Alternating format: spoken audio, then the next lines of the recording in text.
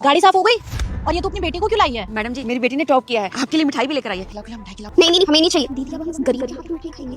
पागल हो गया। नहीं चाहिए मिठाई मिठाई। और ठीक है, कांग्रेचुलेशन जो भी तुमने करा है। और तू खड़ी खड़ी शक्ल क्या देख रही है? गाड़ी साफ करना में जाना है। एक बार पूछ तो लीजिए मेरी बेटी ने इस चीज में टॉप किया है। अरे इसमें पूछना क्या है? करा होगा किसी भी चीज में टॉप, मुझे उससे क्या लेना देना। और वैसे भी तूने अपनी बेटी को समझाया नहीं है क्या? एड में जाके तो उसको काम वाली बनना है ना, इतना उड़ने की जरूरत नहीं है। कोई बात नहीं, कलेक्टर नहीं बन रही है तू, समझ में आया? ये मिठाई विठाई जाके अपने अपने कैटेगरी के लोगों को बांटियो, हम लोगों से स्टैंडर्ड बनाएंगे लोग। चल नू।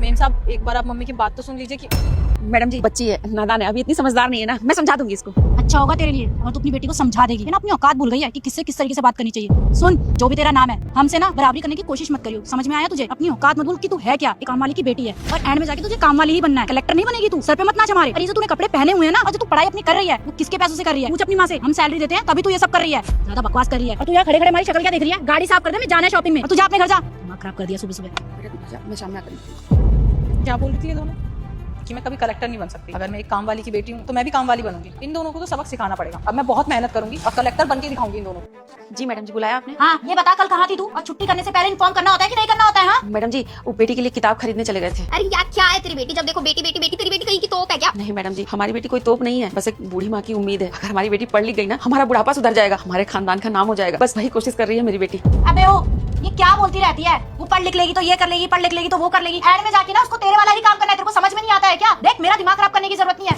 अगर इतना ही है ना तो एक काम कर, अपनी बेटी को ही पढ़ा ले। तू काम क्यों कर रही है फिर? अच्छा ये बता मुझे कि वो किस चीज की पढ़ाई कर रही है? मेरी बेटी आईएएस की तैयारी कर रही है। क्या क्या कहा तूने? तेरी बेटी आईएएस की तैयारी कर रही है? अबे अपनी बेटी को समझा, आईएएस की तैयारी करने से उसका कोई फायदा नहीं होगा। तूने कभी सुना भी है कि तुम जैसे लोगों ने कभी आईएएस की तैयारी करी हो और पढ़ लिख के इतनी ऊंची पोस्ट पे चले गए हो? अरे तुम लोग नौकर हो, नौकरों वाला काम करो ना। क्यों उसको बेफालतू में इतना सर पे चढ़ाई है? सपने ना अपनी औकात में रह के देखने चाहिए। अगर अपनी औकात से बाहर चले जाओ ना तो सपने भी टूटते हैं और काम भी खराब होता है, समझ में आया?